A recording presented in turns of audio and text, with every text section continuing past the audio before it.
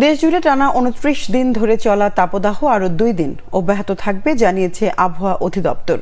বৃষ্টি নামতে পারে মে মাসের প্রথম সপ্তাহে। মে মাসে আরও ২-৩টি তাপপ্রবাহের আভাসও রয়েছে। মুহিবুল্লাহ মুহিবের রিপোর্টে বিস্তারিত। দেশের ইতিহাসে দীর্ঘ সময় ধরে চলা তাপপ্রবাহ এবারই প্রথম। একদিকে গত ২৯ দিনের এই খড়তাপে পুড়ছে পুরো দেশ, যা অন্যান্য বছরগুলোর চেয়েও ব্যতিক্রম।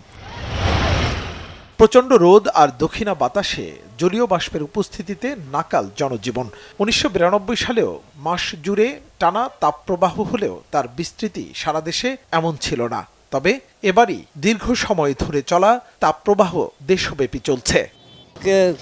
খুবই গরম, বলা বাইরে, মানে ভালোই গরম, শরীরে তাপ লাগতেছে। বাবারে যে অবস্থা, গরম মুখে কেমন গাড়ি চলাই, এই অবস্থা হয়েছে। বেশিক্ষণ থাকা যায় না রোদে, দুই এক ঘন্টা চালায় আবার রেস্ট নিতে হয়, আবার মনে করো জিরাই আবার দুই এক ঘন্টা পর আবার চালা লাগে। গরমের কথা তো আসলে কিছু বলার নাই, কারণ টেম্পারেচার মনে হচ্ছে 40-র উপরে, 40-র কাছাকাছি বা 38 এরকম। মানে মাথা ঘুরাচ্ছে, মানে চোখে ডবল দেখছি, আর প্রচুর পরিমাণে পানি খেতে হচ্ছে, এই আর কি।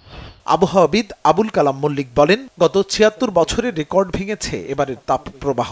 তবে মে মাসের প্রথম সপ্তাহ জুড়ে টানা বৃষ্টির সম্ভাবনা রয়েছে।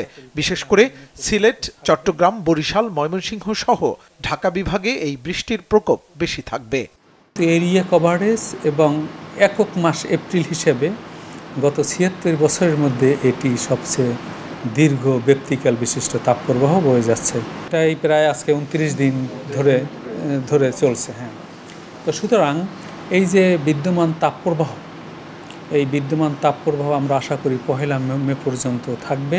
আশার আলো হলো যে ২ তারিখ থেকে বিশেষ করে ময়মনসিংহ, সিলেট বিভাগ, ঢাকা বিভাগের পূর্বাঞ্চল, চট্টগ্রাম বিভাগ এবং বরিশাল বিভাগের কিছু কিছু জায়গায় অস্থায়ীভাবে দমকা বাতাস ও ঝোড়ো হাওয়া সহ বৃষ্টি অথবা বজ্রসহ বৃষ্টির প্রবণতা তৈরি হয়েছে। এদিকে সোমবারের আবহাওয়ার পূর্বাভাসে বলা হয়েছে, চট্টগ্রাম ও সিলেট বিভাগের ২-১ জায়গায় অস্থায়ীভাবে দমকা ও ঝোড়ো হাওয়া সহ বৃষ্টি অথবা বজ্রসহ বৃষ্টি হতে পারে। সেই সঙ্গে কোথাও কোথাও বিক্ষিপ্তভাবে শিলাবৃষ্টি হতে পারে। এছাড়া দেশের অন্যত্র অস্থায়ীভাবে আংশিক মেঘলা আকাশসহ আবহাওয়া প্রধানত শুষ্ক থাকতে পারে। মুহিবুল্লাহ মুহিব, বাংলা ভিশন, ঢাকা।